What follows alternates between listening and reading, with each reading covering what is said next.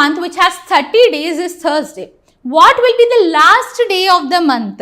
See, the second day of the month is, the second day of the month is Thursday, it seems.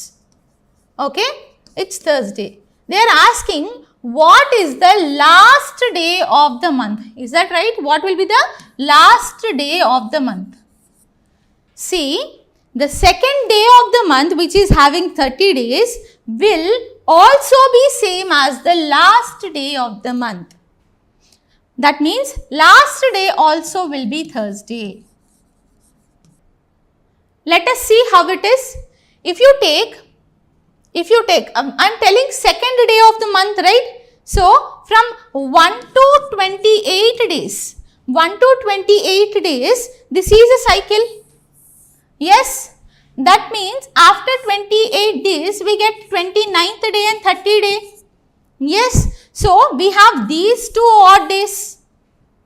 Right? So, that means after 28 days, again we will get the same date. If first day is Monday, then 29th day is Monday. That means if second day is Tuesday, then 30th day will be Tuesday. You are getting this? So, 1 to 28 if you take, 1 to 28 is divisible by 7. That means this is completely making a set of weeks. Yes, we will get 4 complete weeks here.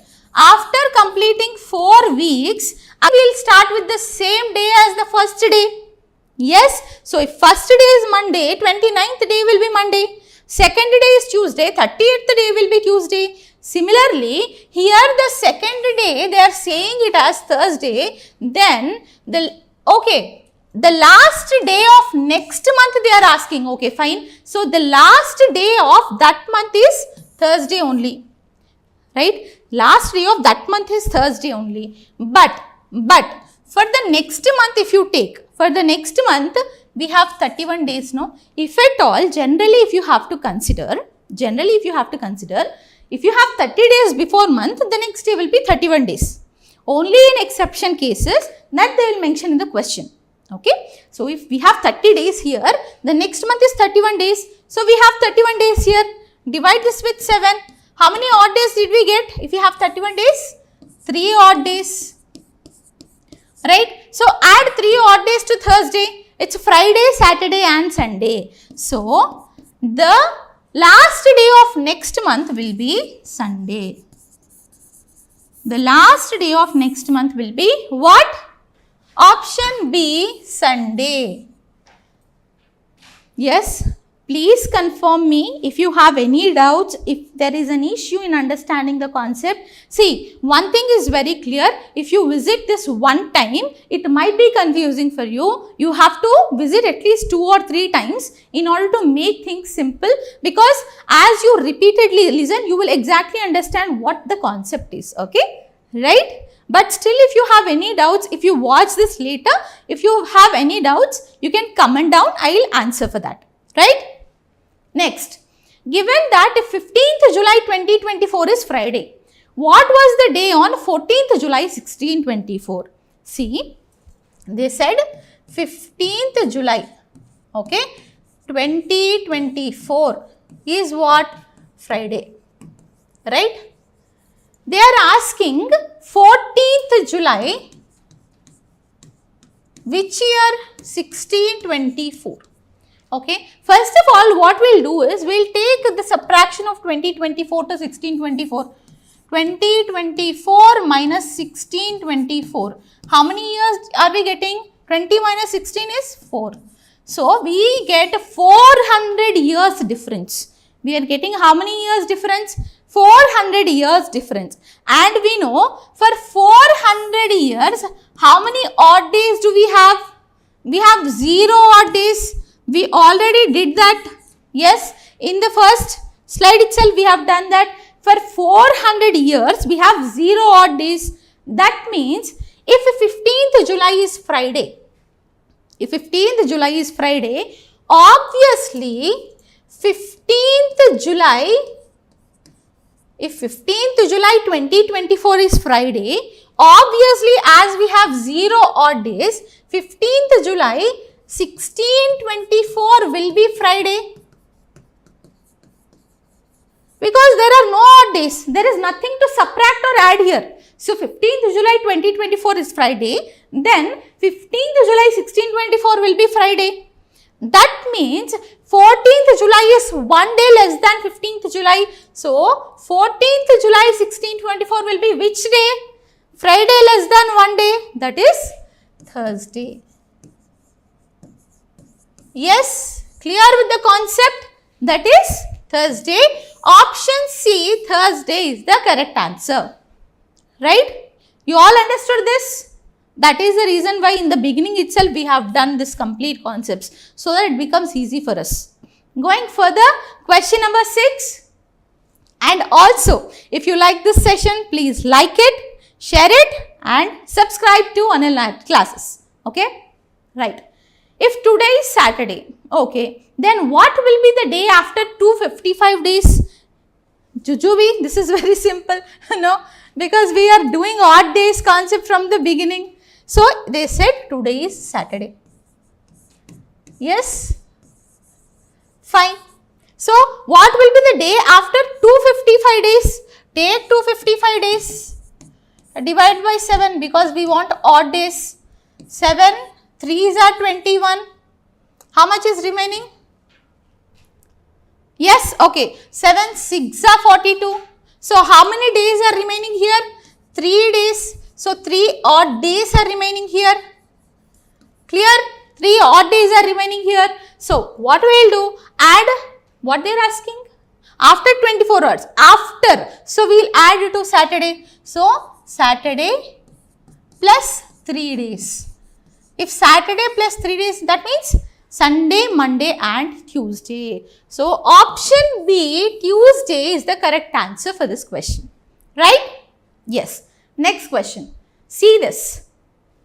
Question below is followed by 2 statements. Read the statements and then answer the question. What is the question? Is it Friday today? Question is it Friday today? Yes, it is a Friday today, but according to the question, it is not. Let us see what it is. So, statement 1 is saying Friday 11 is Saturday. Friday 11th is Saturday. Statement 2 is today is 21st April. Okay. See, if you see statement 1, is it enough for us to figure out today's date just by taking Friday 11th is Saturday? No. No. Because we need further information also. Yes. Yes. What is today also we need to know. According to the question, what is today also we need to know. So, if you see, they said today is 21st April. So, generally, commonly students assume that, okay, fine, statement 1 is given, statement 2 is given and these both justify. That means, both statements are required to answer the question. Many of them commonly do this mistake. But, this is one of the examination traps which the examiner sets. What is that? See, generally if you are solving questions, in such cases, what happens is, we will consider it to be a normal day. But in such cases, if this is given, see this is February month. So, we don't know whether that given year is a normal year or a leap year. Are you all with me? We don't know whether that year is a normal year or leap year. That means both statements are not sufficient for us to answer the question. So, option D, both statements are not sufficient for us to answer the question. So, students generally fall in such kind of trap. Okay, always remember, if questions are given statement based, minute details are necessary. Here the minute detail is we are considering to find out whether the given year is a leap year or not. But we don't know, there is no information here, right? Whether that year is a leap year or not. Yes? Yes? Are you all with me? Right. Next question. Amit celebrated his birthday on Wednesday, that is 15th February 2012. Okay, nice. In which of the following year he will celebrate his birthday? Okay, wait. On same day. In which of the following year he will celebrate his birthday on same day? 15th February 2012 is which day? It's Wednesday. Okay, it's Wednesday, right? It's Wednesday. Fine. Yeah. So 2012, if you observe, this is a leap year. Yes. So we'll have 2 odd days here. If you have a leap year, 2 odd days. So take the same thing. 2013, 2 odd days, add 2 days to this. Wednesday, Thursday, Friday. Yes. Fine. 2013 is an odd year. We have 1 odd. 2013 is a normal year. So we have 1 odd day. So 2014, he'll celebrate on Saturday. Similarly, 2014 is a normal year. So 2015, he'll celebrate on Sunday. Fine. Then 2015 is a normal year. So 2016, he will celebrate on Monday. But 2016 is a leap year. So we'll add 2 odd days for this. So again in 2017, he'll celebrate on Wednesday. So when did he celebrate back again on Wednesday? It's in the year 2017. So 2015 he is celebrating, 2012 he is celebrating on Wednesday. So again in 2017 he will celebrate in the day Wednesday. So where is the option? Option number B, 2017 is the correct answer, right?